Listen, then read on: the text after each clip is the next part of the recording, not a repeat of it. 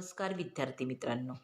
आज आपण विषय इतिहास पाठ 8वा मौर्य साम्राज्यानंतरची राज्ये या पाठाचा अभ्यास करणार आहोत.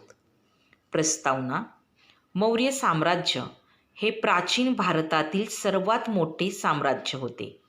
मौर्य काळानंतरच्या राजकीय आणि सांस्कृतिक घडामोडी आपण मौर्य साम्राज्यानंतरची राज्ये या पाठामध्ये समजावून घेणार आहोत. या भागातील अभ्यास घटक आहेत शुंग घराणे, इंडो ग्रीक राजे, कुशाण राजे. या घटकांचा सविस्तर अभ्यास आपण या भागामध्ये करणार आहोत.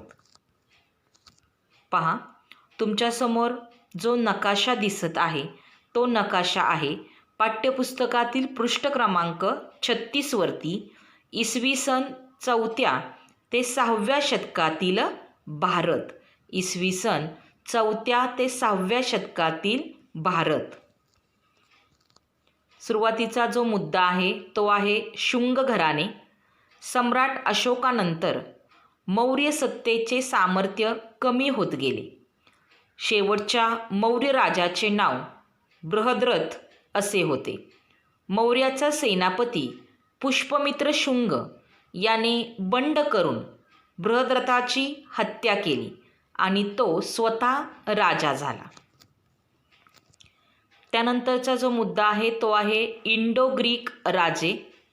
या काळात भारतीय उपखंडाच्या वायव्य प्रदेशामध्ये ग्रीक राजांची छोटी छोटी राज्ये होती. त्या राजांना इंडो ग्रीक राजे असे म्हटले जाते. प्राचीन भारतीय नाण्यांच्या इतिहासात या राजांची नाणी अत्यंत महत्त्वाची आहेत. एका बाजूवर राजाचे चित्र आणि दुसऱ्या बाजूला देवतेचे चित्र अशा पद्धतीची नाणी बनवण्याची त्यांची परंपरा होती. पहा की भारतीय उपखंडाच्या वायव्य प्रदेशामध्ये जी ग्रीक राजांची छोटी छोटी राज्ये होती त्या राजांना इंडो ग्रीक राजे असे म्हटले जाते. इंडो ग्रीक राजे कोणास म्हटले जाते तर भारतीय उपखंडाच्या वायव्य प्रदेशामध्ये ग्रीक राजांची छोटी छोटी राज्ये होती त्या राजांना इंडो ग्रीक राजे असे म्हटले जाते. तसेच पहा की प्राचीन भारतीय नाण्यांच्या इतिहासात या राजांची नाणी जी होती ती अत्यंत महत्त्वाची आहेत आणि एका बाजूला राजाचे चित्र आणि दुसऱ्या बाजूला देवतेचे चित्र अशा पद्धतीची नाणी बनवण्याची त्यांची परंपरा होती. तसेच पहा की इंडो ग्रीक राजांमध्ये मिनॅंडर हा राजा प्रसिद्ध असून त्याने नागसेन या बौद्ध भिक्खूबरोबर तत्त्वज्ञानाची चर्चा केली होती. मिनॅंडर म्हणजेच मिलिंद. त्याने भिक्खू नागसेन यांना विचारलेल्या प्रश्नांतून मिलिंद पनाह या ग्रंथाची निर्मिती झाली. पनाह या पाली भाषेतील शब्दाचा अर्थ प्रश्न असा होतो. पहा की इंडो ग्रीक राजांमध्ये मिनॅंडर हा राजा प्रसिद्ध असून त्याने नागसेन या बौद्ध भिक्खूबरोबर तत्त्वज्ञानाची चर्चा केलेली होती आणि मिनॅंडर म्हणजेच कोण तर मिलिंद.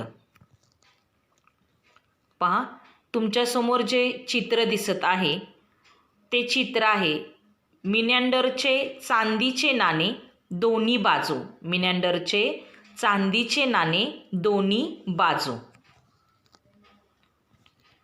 त्यानंतरचा जो मुद्दा आहे तो आहे कुशाण राजे. भारतामध्ये निरनिराळ्या लोकांच्या टोळ्या बाहेरून सतत येत होत्या. त्यामध्ये मध्य आशियातून आलेल्या कुशाण नावाने ओळखल्या जाणाऱ्या टोळ्या होत्या.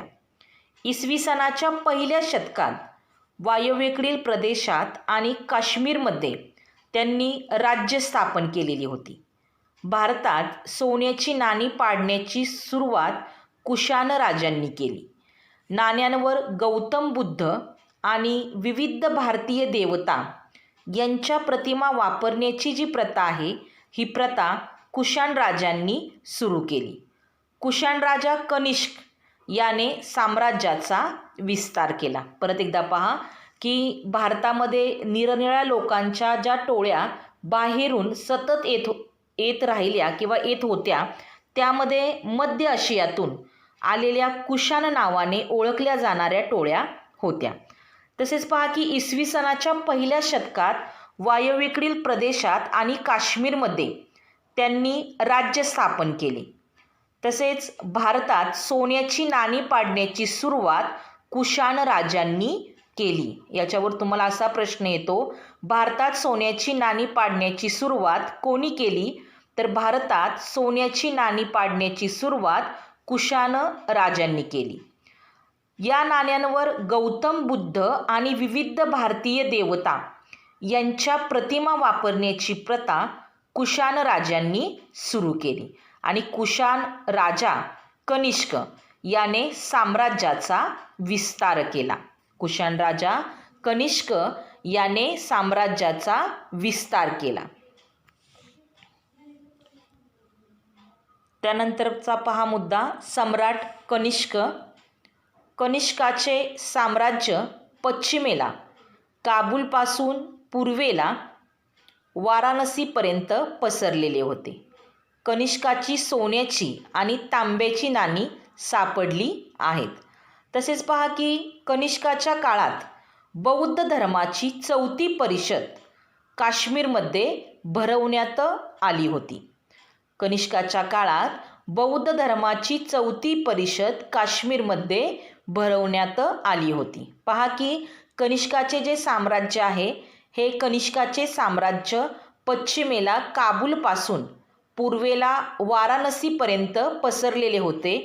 तसेच कनिष्काची सोन्याची आणि तांब्याची नाणी सापडलेली आहे आणि कनिष्काच्या काळात बौद्ध धर्माची 4थी परिषद काश्मीरमध्ये भरवण्यात आली होती. तसेच कनिष्काने काश्मीरमध्ये कनिष्कपूर हे शहर वसवले होते. श्रीनगरजवळ असलेले कामपूर नावाचे गाव म्हणजेच कनिष्कपूर असावे. कनिष्काच्या काळात अश्वघोष हा कवी होऊन गेला. त्याने बुद्धचरित आणि वज्रसूची हे ग्रंथ लिहिले. कनिष्काच्या दरबारात चरक हा प्रसिद्ध वैद्य होता. परत एकदा पहा, परीक्षेसाठी महत्त्वाचं आहे. कनिष्काने काश्मीरमध्ये कनिष्कपूर हे शहर वसवले होते. कनिष्कपूर हे शहर कोणी वसवले? तर कनिष्काने काश्मीरमध्ये कनिष्कपूर हे शहर वसवले होते. श्रीनगरजवळ असलेले कामपूर नावाचे गाव म्हणजेच कनिष्कपूर असावे.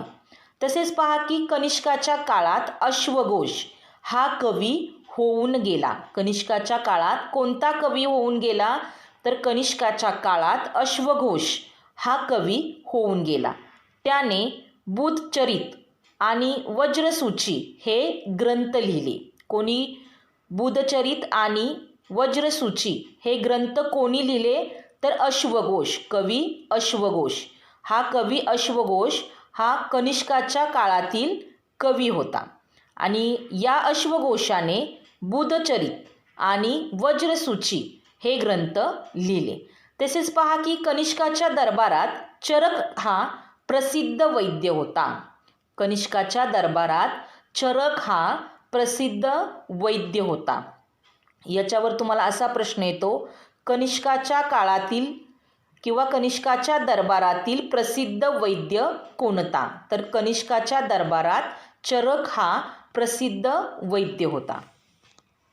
पहा, तुमच्यासमोर जे चित्र दिसत आहे ते चित्र आहे कनिष्काचे सोन्याचे नाणे दोन्ही बाजू. कनिष्काचे सोन्याचे नाणे दोन्ही बाजू याचे हे चित्र आहे.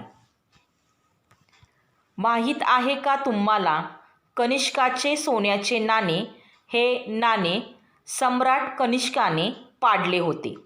या नाण्याच्या दर्शनी बाजूवर ग्रीक लिपीत लिहिलेला शाओ नानो शाओ कनिष्की कोशानो असा लेख आहे. याचा अर्थ राजाधिराज कनिष्क कुशाण असा आहे. नाण्याच्या मागील बाजूस गौतम बुद्धाची प्रतिमा आहे आणि बाजूला ग्रीक लिपीत बौद्धो म्हणजेच बुद्ध लिहिले आहे? हा तुमचा आजचा अभ्यास आहे. प्रश्न 1. भारतात सोन्याची नाणी पाडण्याची सुरुवात करणारे राजे. प्रश्न 2.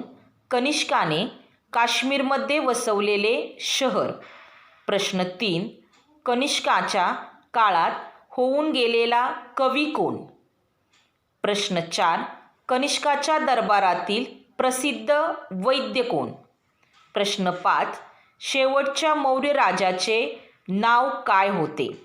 या सर्व प्रश्नांची उत्तरे विद्यार्थ्यांनी विषयाच्या वहीत लिहायची आहेत. हा तुमचा आजचा अभ्यास आहे.